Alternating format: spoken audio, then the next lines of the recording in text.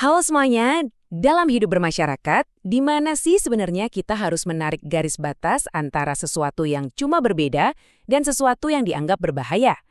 Nah, kali ini kita akan bedah sebuah artikel dari Gaul Islam Indonesia yang mencoba menjawab pertanyaan itu, mengeksplorasi batasan antara perbedaan dan apa yang mereka sebut sebagai penyimpangan. Oke, artikel ini nggak pakai basa-basi. Langsung ke intinya dengan pertanyaan mendasar yang jadi landasan semua argumennya. Di mana sih sebenarnya batas antara menjadi berbeda dan dianggap menyimpang? Oke, yuk kita masuk ke argumen utamanya. Jadi, artikel ini membangun fondasinya dengan membuat pemisahan yang sangat jelas. Ada yang namanya perbedaan yang wajar, dan ada yang disebut penyimpangan yang berbahaya. Seperti yang bisa kita lihat, artikel ini membagi dunia jadi dua kategori. Di satu sisi, ada perbedaan. Ini digambarkan sebagai warna dalam kehidupan. Ya, kayak beda cara pikir atau selera, itu semua masih bisa diterima. Tapi, di sisi lain ada penyimpangan. Nah, ini dianggap bahaya, karena jelas-jelas udah melewati batas moral yang ada. Nah, disinilah letak masalahnya menurut si penulis. Garis batas antara warna dan bahaya tadi, katanya sekarang ini mulai kabur, makin abu-abu.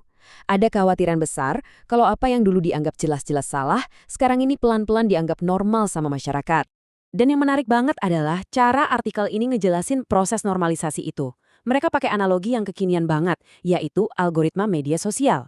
Coba bayangin ya, awalnya Anda lihat satu video aneh, terus muncul lagi, muncul terus, sampai akhirnya lini masa Anda penuh sama hal itu. Reaksi Anda pun berubah, dari yang tadinya, "Hah, apa-apaan ini?" Jadi, "Oh, ya udah biasa."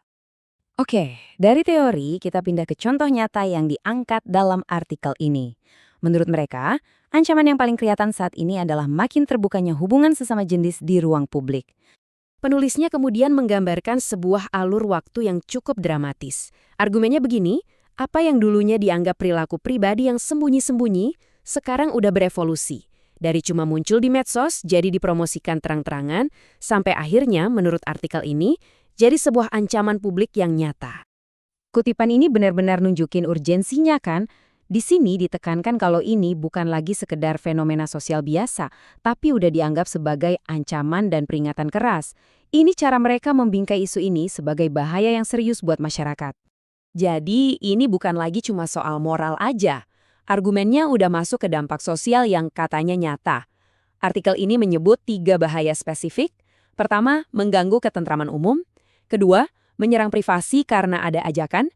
Dan ketiga, jadi pintu masuk buat penyakit berbahaya seperti HIV.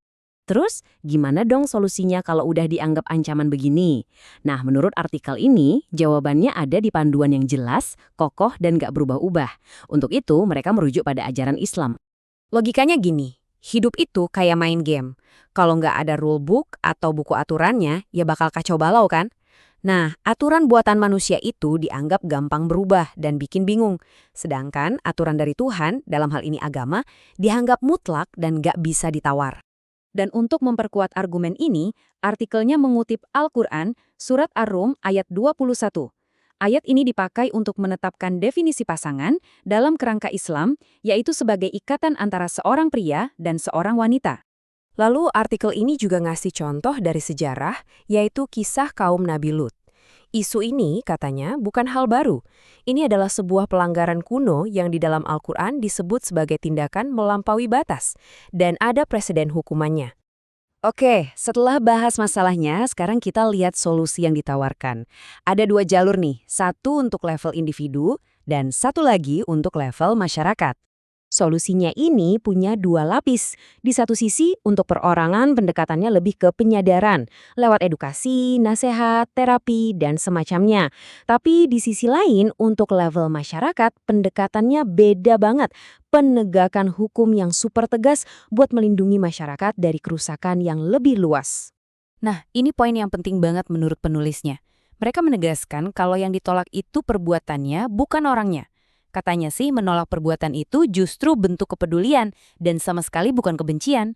Tapi katanya ngurusin individu aja nggak cukup. Menurut artikel ini, akar masalahnya itu ada di sistemnya, yaitu sistem sekuler yang memisahkan agama dari kehidupan publik. Karena pemisahan inilah batas-batas moral jadi kabur.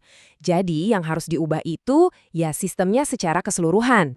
Dan ini membawa kita ke bagian yang paling berat bisa dibilang, yaitu soal hukuman spesifik yang diusulkan berdasarkan penafsiran penulis artikel ini terhadap hukum Islam. Jadi, pertanyaannya jelas. Menurut teks ini, apa hukuman dalam Islam untuk perbuatan homoseksual? Oke, di sini artikelnya mengutip beberapa pendapat dari figur-figur awal Islam tentang teknis hukumannya. Ada yang bilang hukuman mati berdasarkan hadis. Lalu ada juga pendapat dari Ali bin Abi Thalib, Umar, dan Utsman, juga Ibnu Abbas, yang masing-masing punya metode spesifiknya sendiri, seperti yang tercantum di sini. Menariknya, artikel ini seolah-olah udah tahu bakal ada yang bilang, wah ini kejem banget. Makanya mereka langsung mengajukan pertanyaan balik di dalam teksnya. Dan jawabannya atau justifikasinya begini, katanya jauh lebih kejam kalau kita membiarkan masyarakat rusak dan penyakit menyebar luas daripada menghukum satu orang. Jadi hukuman berat ini dilihat sebagai cara untuk melindungi kepentingan yang jauh lebih besar. Jadi, kesimpulan akhirnya dari artikel ini adalah, iman yang sejati itu artinya pasrah total sama wahyu atau aturan Tuhan. Titik. Meskipun itu mungkin nggak sejalan sama perasaan pribadi kita atau tren zaman sekarang, ketaatan itu dianggap sebagai ujian iman yang paling tinggi. Dan pada akhirnya, kita pun ditinggalkan dengan pertanyaan besar yang jadi inti dari semua ini. Di tengah dunia yang nilainya terus berubah, apa sih yang sebenarnya jadi patokan kita untuk menentukan mana yang benar dan mana yang salah?